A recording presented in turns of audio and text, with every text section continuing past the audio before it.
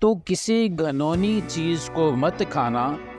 جن چوپایوں کو تم کھا سکتے ہو وہ یہ ہیں، یعنی گائے، بیل اور بھیڑ اور بکری اور ہرن اور چکارا اور چھوٹا ہرن اور بزے کوہی اور سابر اور نیل گائے اور جنگلی بھیڑ، اور چوپایوں میں سے جس جس کے پاؤں الگ اور چرے ہوئے ہیں اور وہ جگالی بھی کرتا ہو تم اسے کھا سکتے ہو۔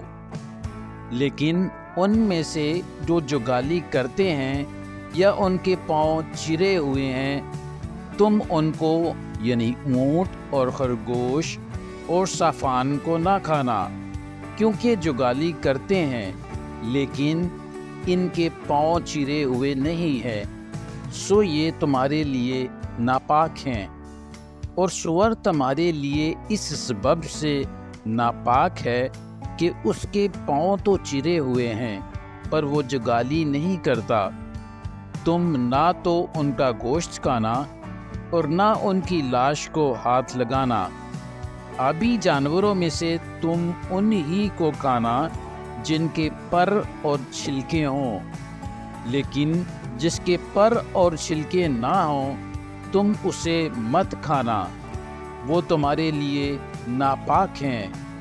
پاک پرندوں میں سے تم جسے چاہو کھا سکتے ہو، لیکن ان میں سے تم کسی کو نہ کھانا، یعنی عقاب اور استخوان، خوار اور بحری عقاب اور چیل اور باز اور گدھ اور ان کی اقسام، ہر قسم کا کوا اور شتر مرغ اور چغد اور کوکل اور قسم قسم کے شاہین اور بوم اور الو اور کاز اور حواسل اور رخم اور ہڑگیلا اور لک لک اور ہر قسم کا بگلا اور ہد ہد اور چمگادڑ اور سب پردار رینگنے والے جاندار تمہارے لیے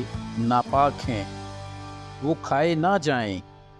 اور پاک پرندوں میں سے تم جسے چاہو کھاؤ۔ جو جانور آپ ہی مر جائے تم اسے مت کھانا۔ تو اسے کسی پردیسی کو جو تیرے پھاٹکوں کے اندر ہو کھانے کو دے سکتا ہے، یا اسے کسی اجنبی آدمی کے ہاتھ بیچ سکتا ہے، کیونکہ تو خداوند اپنے خدا کی مقدس قوم ہے۔ تو حلوان کو اسی کی ماں کے دودھ میں نہ ابالنا۔ آمین۔